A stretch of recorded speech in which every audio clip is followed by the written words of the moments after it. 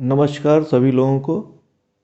आज इस विषय पर चर्चा करनी है कि हमारी भारतीय दंड संहिता में हम लोग अक्सर ये सामान्य रूप से जानते हैं कि इसमें जो भी ऑफेंस किया जाता है वो by human beings means by person और अगेंस्ट ह्यूमन बींग, मतलब मानव के द्वारा या व्यक्ति के द्वारा किया जाता है और मानव के विरुद्ध किया जाता है।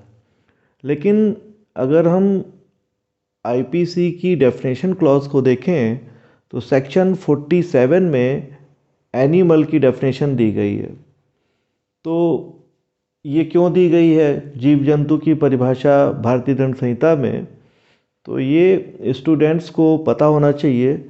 मतलब आज का जो ये लेक्चर है वो इस बात पर है, इस बिंदु पर है, इस वाक्य पर है कि role of animal under the Indian penal code 1860, भारतीय दंड संहिता के अंतर्गत जो हमारे जीव जंतु की क्या भूमिका है। तो हमें ये देखना है कि जीव जंतु की परिभाषा सेक्शन 47 में दी गई है और कह रहा है कि जीव जंतु वो है जो लिविंग क्रिएचर है, एक जीवधारी है, other than the human being, मानव से भिन्न।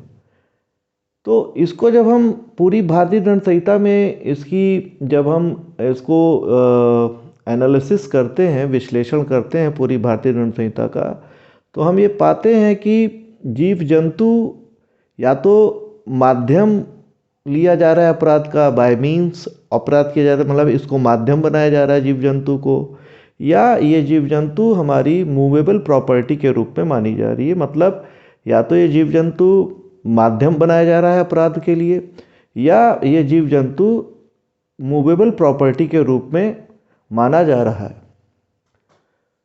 तो इसको हम समझते हैं।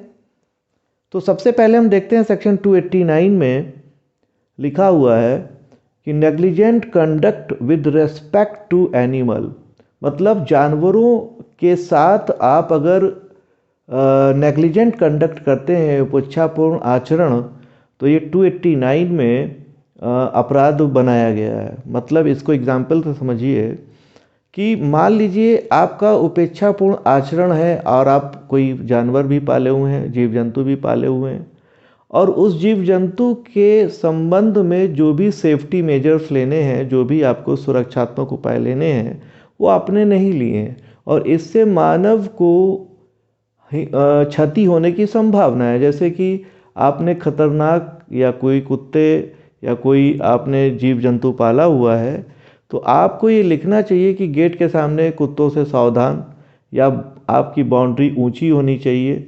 अगर आपने इन सब सेफ्टी मेजर्स को नहीं लिया है और आपने एनिमल को अपने घर में पाला हुआ है, डोमेस्टिक एनिमल ही होगा, और अगर आपने सेफ्टी मेजर्स नहीं लिए हैं, तो इस के माध्यम से, इस एनिमल के माध्यम से अगर वो बाहर निकलकर किसी ह्यूमन बींग्स को हानि पहुंचा देता है, तो आप सेक्शन 289 के अंतर्गत लायबल हैं। तो यहाँ पर एनिमल की ये भूमिका आपको देखने को मिल रही। फिर इसके बाद आप सेक्शन 349 में आइए।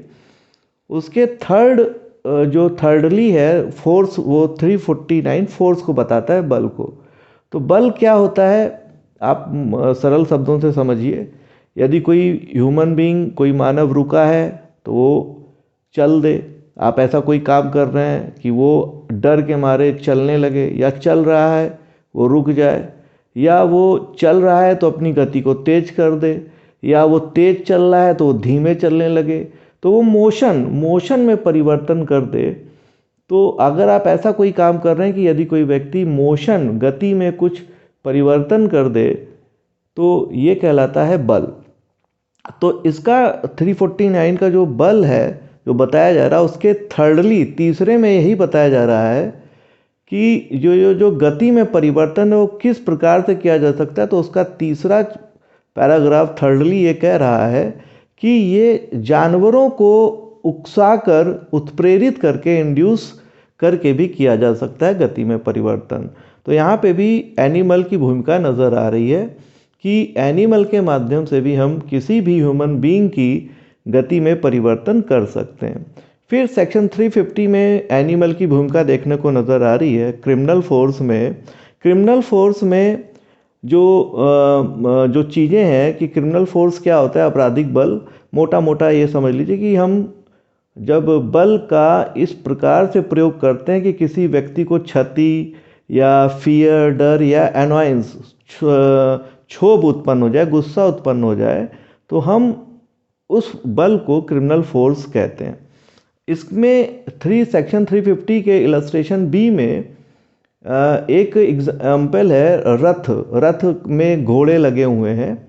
तो अगर हम उस घोड़े पर चाबुक मारते हैं और कोई सड़क पर चल रहा व्यक्ति अपनी गति में परिवर्तन कर दे, और जो व्यक्ति चाबुक मार रहा है घोड़े पर, उसका ये आशय है कि व्यक्ति को इंजरी हो या फियर हो या अनॉयंस हो, तो इस जानवर के माध्यम से जो व्यक्ति चाबुक मार रहा है वो अपराध करता है। तो यहाँ पर एनिमल को माध्यम बनाया जा रहा है, और जो चाबुक मारने वाला व्यक्ति है वो सेक्शन 350 के तहत जो है क्रिमिनल लायबिलिटी उसकी हो जाएगी। फिर हम इसी 350 के इलस्ट्रेशन एच में हम डॉग का उदाहरण देखते हैं, कुत्ते का उदाहरण देखते हैं। तो कुत्ते को झपटने के लिए हम जो है भड़काते हैं। मान लीजिए कोई हमारे घर में कुत्ता बैठा है और हम उस कुत्ते से कह रहे हैं कि रॉकी रॉकी देखो देखो जा रहा है वो व्यक्ति, वो जा रहा है व्यक्ति। तो अभी रॉकी सिर्फ बैठा है, वो व्यक्ति अभी सिर्फ क्रिमिनल फोर्स की बात कर रहा है कि अगर हम उस कुत्ते को भड़का रहे हैं इस चीज़ के लिए कि देखो रॉकी, वो व्यक्ति सड़क पर जो जा रहा है उसको काटो, और वो व्यक्ति जो ये सुन रहा है, सड़क पर चलता हुआ व्यक्ति, वो डर जाता है और अपनी गति में परिवर्तन अगर कर देता है, तो अभी ये स्थिति है कि उस व्यक्ति ने जिसका वो कुत्ता है वो क्रिमिनल फोर्स के तहत लायबिल हो जाएगा। तो यहाँ पर भी कुत्ते के माध्यम से जो है ये अपराध किया जा रहा है, मतलब एनिमल के माध्यम से ये अपराध किया जा रहा है। फिर इसके बाद सेक्शन 351 की अगर हम बात करें तो असॉल्ट की बात कर रहा है। तो असॉल्ट के अपराध में इलस्ट्रेशन बी जो है वो भी एक हिंसक कुत्ते के बारे में एक एग्जाम्पल देके बता रहा है कि हिंसक कुत्ता भी कैसे माध्यम बन सकता है एक एनिमल अपराध को करने के लिए। मतलब एक व्यक्ति इसमें एक हिंसक कुत्ता लिए हुए है और उसके मुंह में कोई पट्टी बंधी है जिसे मुखबंधनी कहते हैं, उस मुखबंधनी को वो खोल देता है। तो जब खोलता है तो उस व्यक्ति को ये विश्वास हो जाता है कि अब हम पर हमला होने वाला है। तो कुत्ते के माध्यम से, एनिमल के माध्यम से जो है सेक्शन 351 में वो व्यक्ति हमले के लिए दायित्व के अधीन होगा, मतलब अंडर द क्रिमिनल लायबिलिटी वो व्यक्ति लायबिल होगा। फिर इसके बाद सेक्शन 377 में एनिमल की भूमिका को बताया जा रहा है कि सेक्शन 377 में अगर एक एनिमल शब्द का भी उसमें आया है कि अगर आप किसी पशु के साथ अननेचुरल ऑफेंस करते हैं तो आप लायबिल होंगे।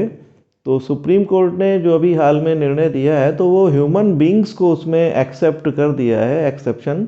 लेकिन एनिमल के साथ अगर आप अननेचुरल ऑफेंस करते हैं तो वो सेक्शन 377 में लायबिल होगा व्यक्ति।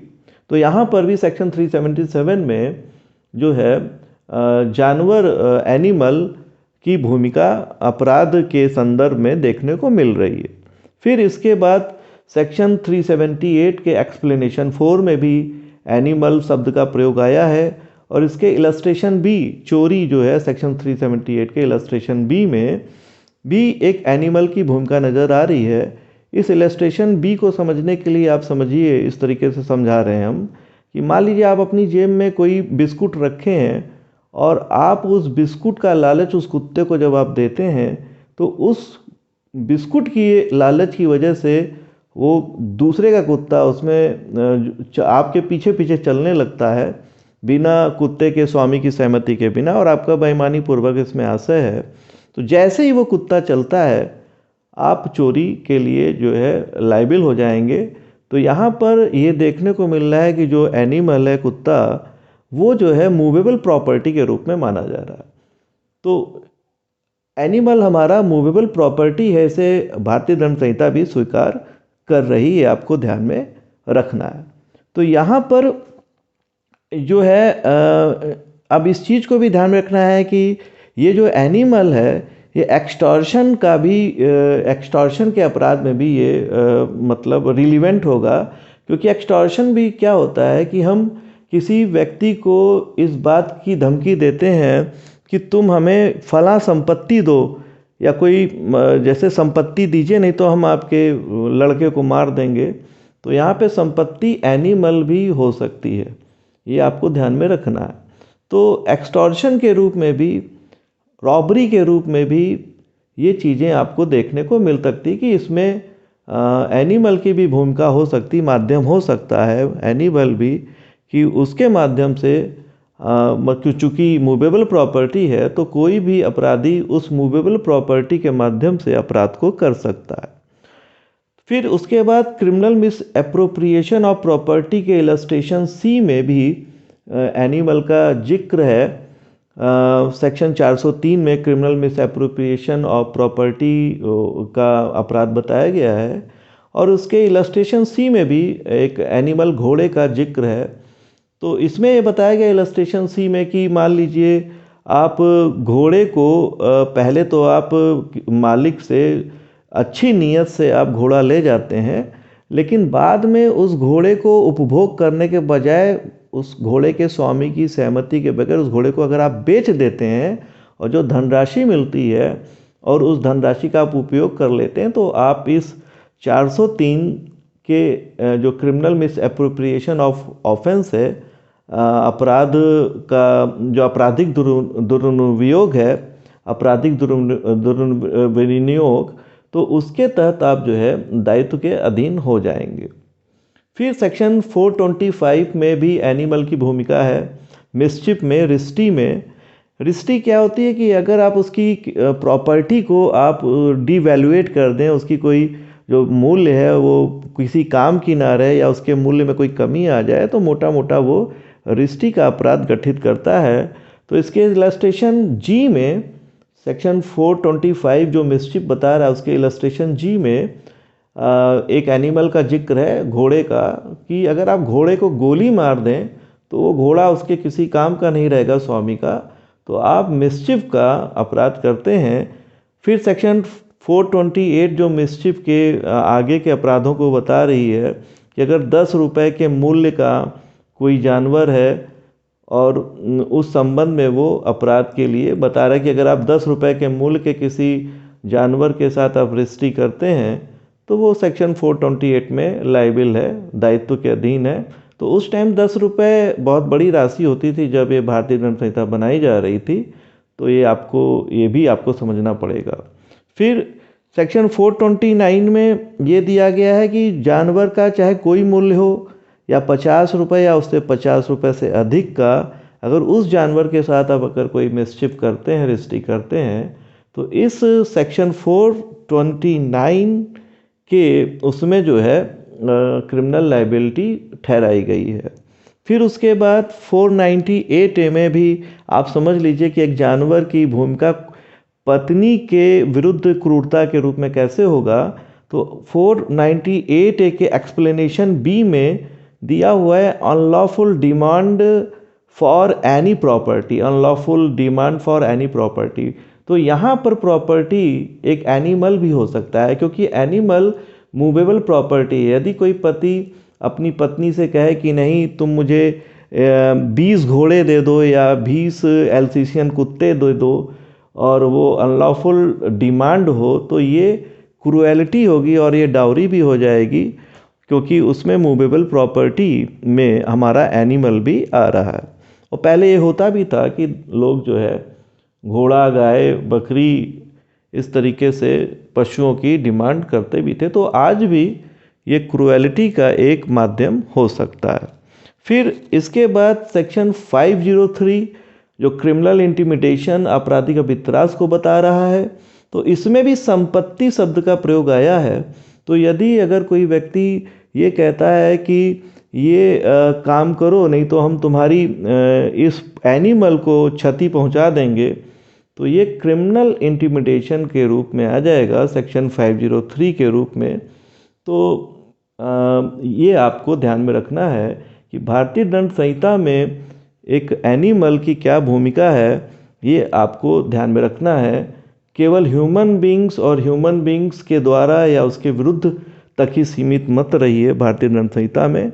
आपको भारतीय दंड संहिता में एक एनिमल की क्या भूमिका है, इस चीज़ को भी आपको जानने की आवश्यकता है।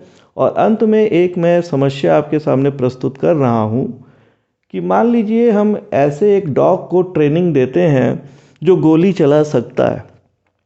तो मान लीजिए मैं अपने उस ट्रेंड कुत्ते से ये कहता हूँ कि उसको शूट कर दो, तो वो पिस्टल, कुत्ता ट्रेंड है, वो पिस्टल चलाता है। मेरे कहने पर वो डॉग पिस्टल चलाता है और उस पिस्टल की गोली से रमेश मर जाता है। रमेश ह्यूमन बीइंग है, वो मर जाता है मेरे कहने से। गोली मैंने नहीं चलाई है, गोली जो है मेरे वेल ट्रेंड डॉग ने चलाई है। तो ऐसी स्थिति में मैं एक बार फिर से रिपीट करे दे रहा हूँ मैं अपनी प्रॉब्लम, कि मान लीजिए मेरे कहने से वेल ट्रेंड कुत्ते ने गोली चलाई और वो गोली रमेश उस गोली से मर जाता है। तो अंडर आईपीसी कुत्ते की कोई लायबिलिटी नहीं होगी, ये बात एकदम स्पष्ट है, क्योंकि पूरा दंड व्यवस्था ह्यूमन बींग्स के लिए ही है। तो ऐसी समस्या में मेरी क्या आपराधिक दायित्व रहेगा, जिसके कहने पर कुत्ते ने गोली चलाकर रमेश की मृत्यु कारित की है। तो मेरी क्या भूमिका रहेगी, क्या मेरा क्या आपराधिक दायित्व रहेगा, इस पर मैं चाहता हूं कि आप सोचें और आने वाले समय में मैं इस समस्या का भी हल आपको दूंगा। Thank you very much. धन्यवाद।